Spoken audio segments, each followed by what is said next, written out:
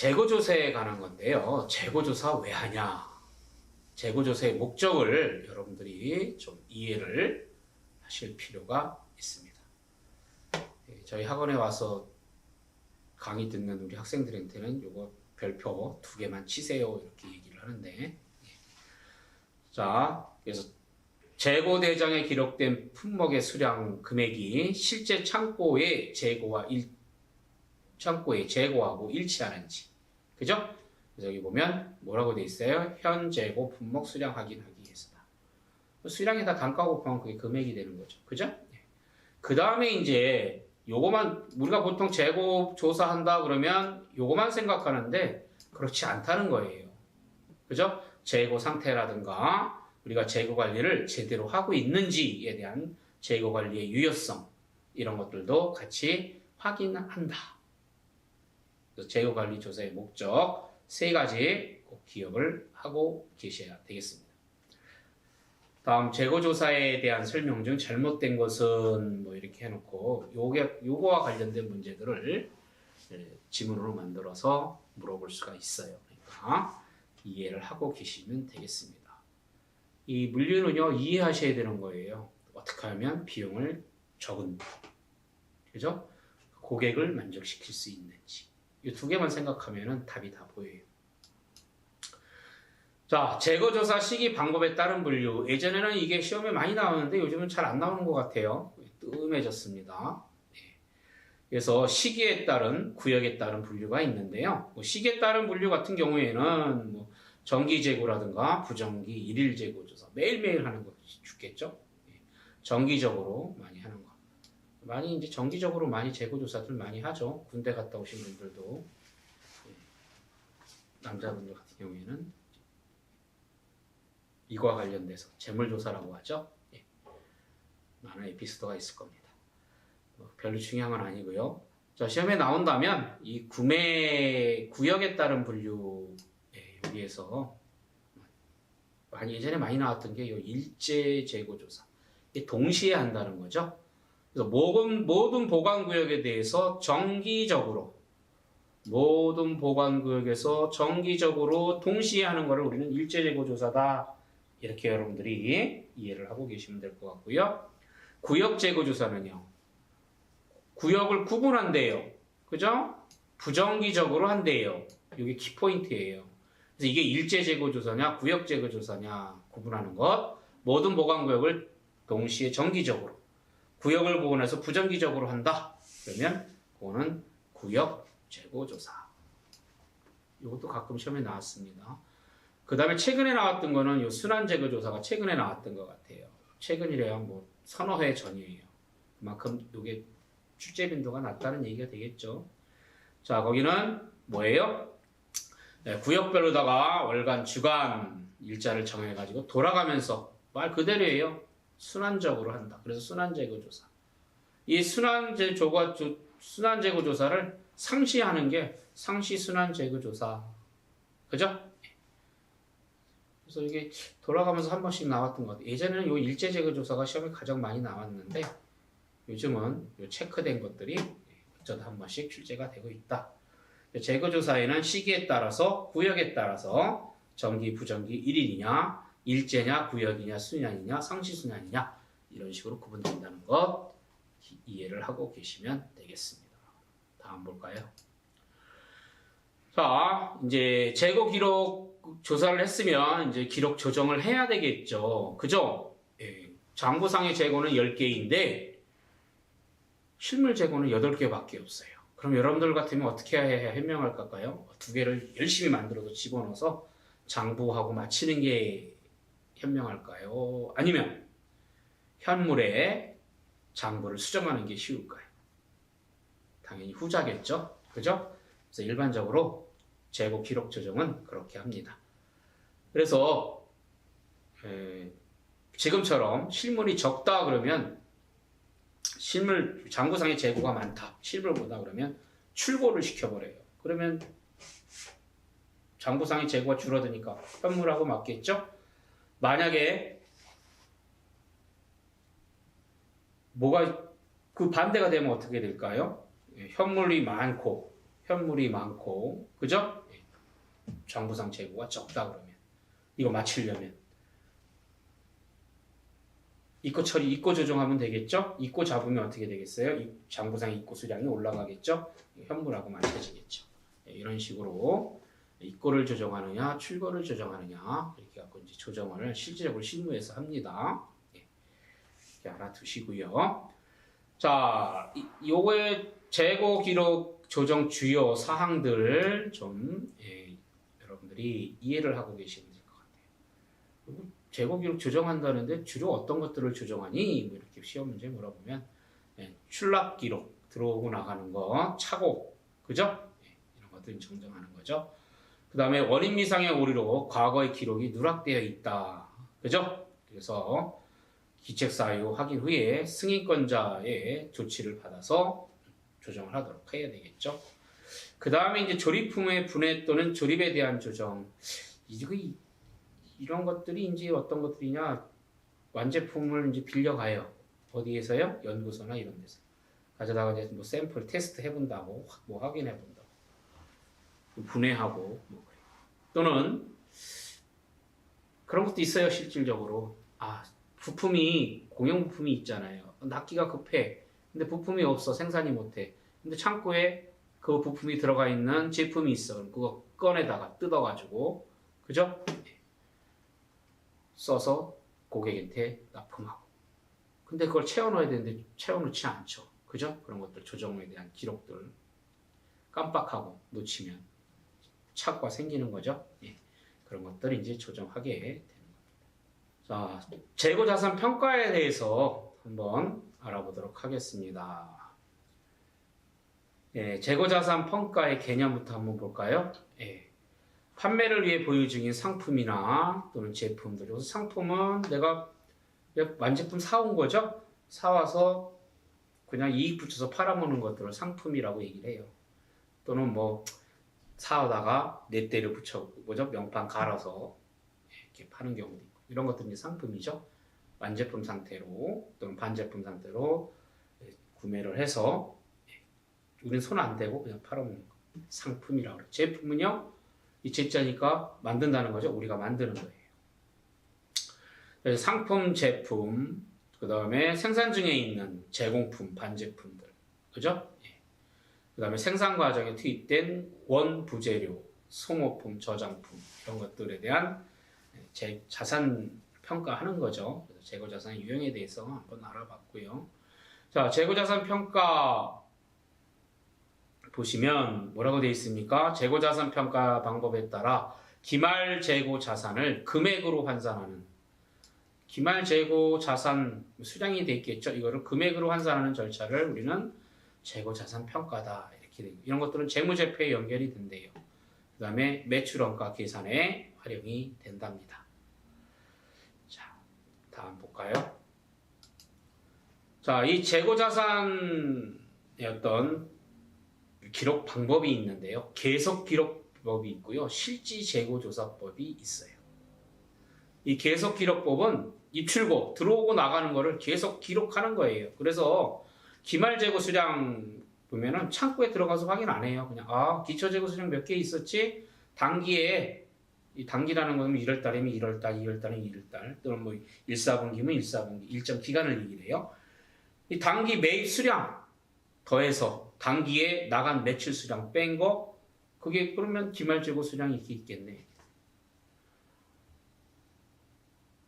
이 기초 재고 수량과 단기 매입 수량이 바로 판매 가능 재고 수량이 되는 거죠. 여기에서 단기 매출 수량을 뺀 게 기말 재고 수량이다.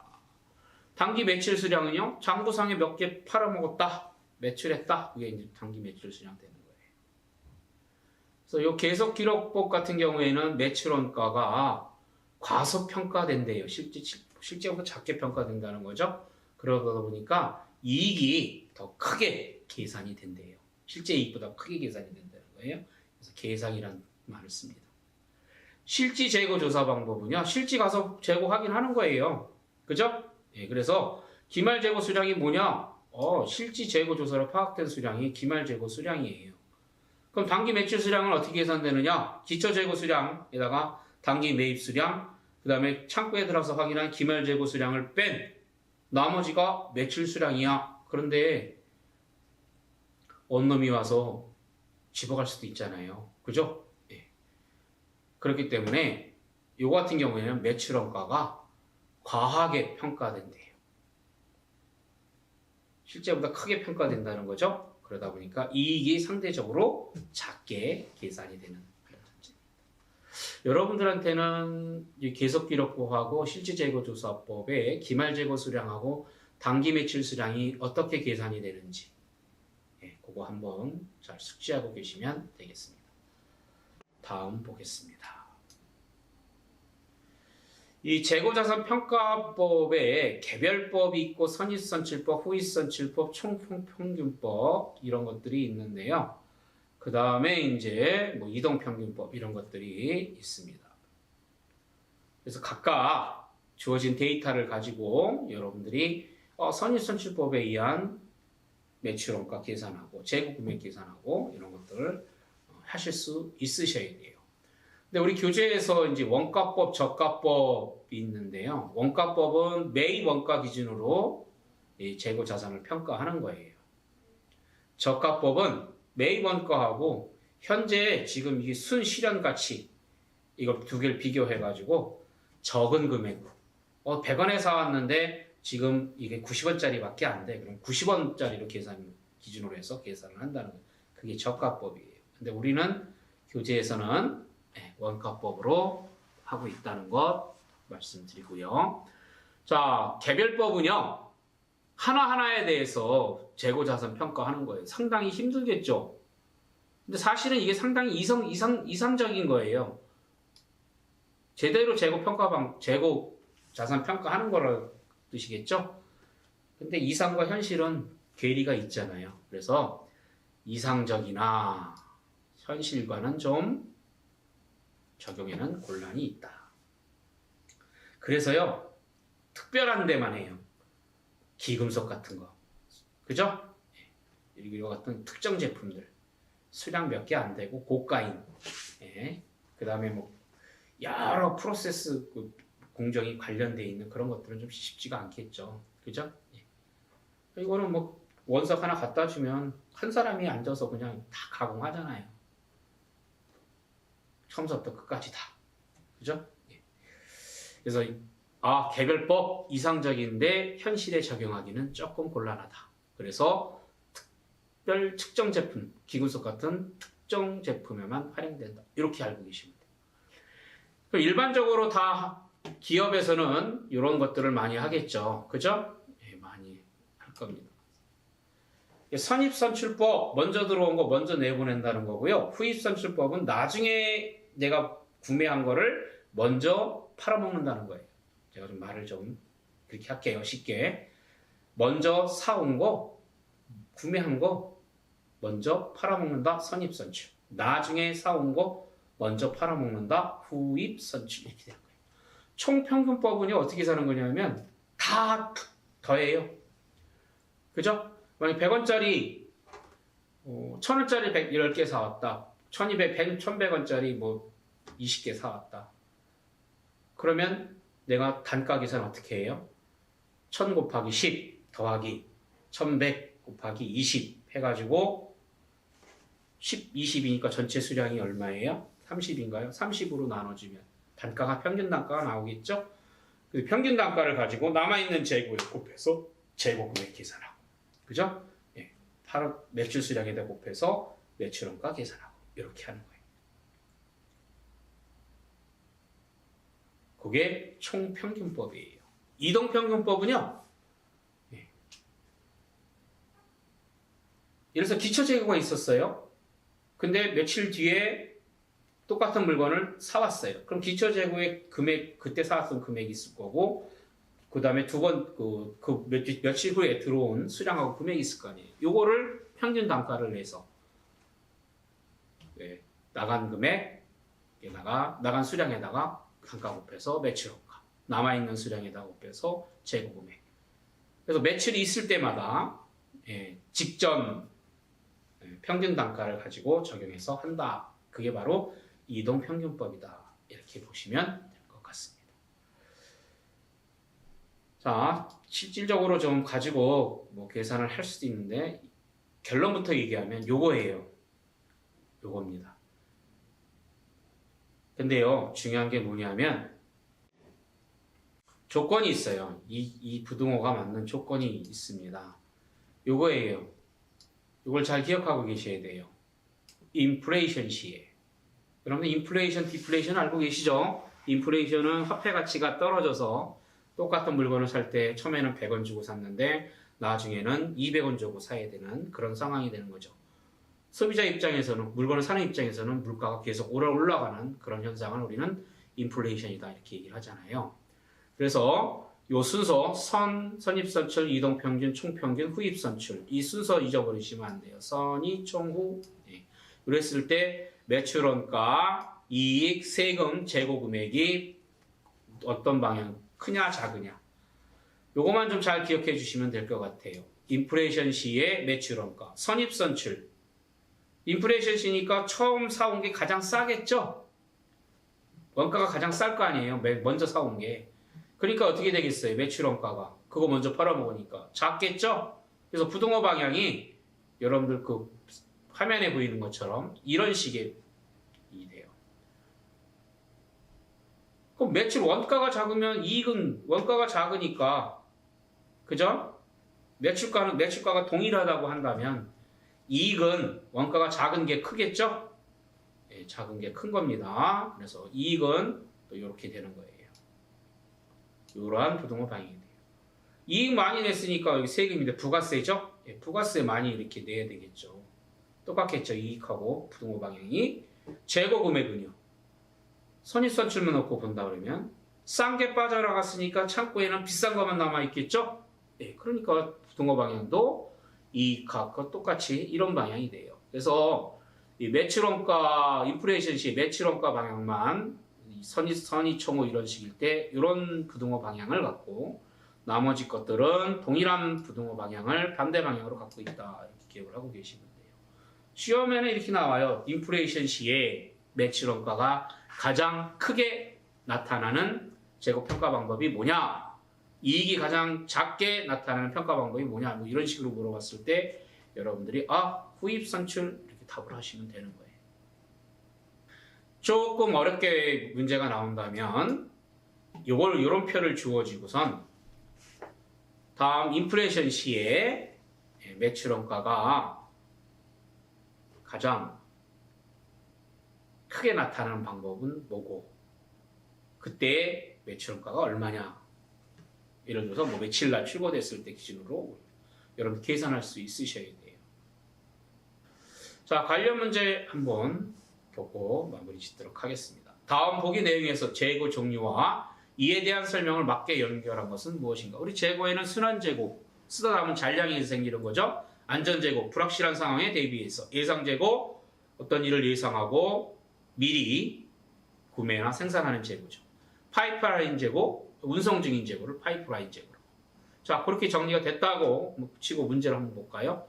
자, 생산 준비 비용이나 주문 비용을 줄이거나 가격 할인을 받기 위해 필요 이상으로 주문할 때, 그죠? 필요 이상으로 주문하면 필연적으로 뭐가 남아요? 잔량이 남죠? 쓰다 남은 잔량이 남잖아요. 그러니까 그건 무슨 재고예요? 순환재고죠. 그죠? 그래서 A는 순환재고. 그 다음에 수요와 공급의 불확실성에 대비해서, 그죠? 불확실성 대비? 불확실성 대비? 그러니까 이건 뭐예요? 안전재고가 되겠죠? 네. 안전재고가 되겠습니다.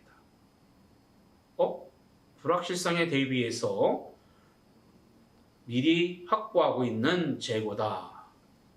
그죠? 그래서 A는 W가 되겠고 B는 뭐가 되겠어요? X가 되겠죠? 그죠? 3번이 답이 되겠습니다. 다음 문제 한번 볼까요? 어떤 문제가 있는지. 자, 재고 유지비용에 대한 설명으로 적절한 것은 유지비용이죠? 검수비용은 이거는 주문비용에 해당되고요. 납기지연이냐 거래처 신용하락은 2번, 3번은 부족비용이 되겠죠? 자본에 대한 기회비용, 그죠? 자본에 대한 기회비용, 요게 뭐가 되겠어요? 유지비용이 되겠습니다. 다음 볼까요? 자, 통계적 방법에 의해 이러면 답이 나와야 되는 거예요. 여기서 관리 대상 자재를 그룹으로 나누고 특정 그룹을 가장 중점적으로 관리함으로써 관리 효과를 높이는 재고 관리 방법이 뭐냐? 그게 바로 ABC 재고 관리가 되겠죠. 이렇게 재고 관리에 대해서 같이 알아봤습니다. 수고하셨습니다.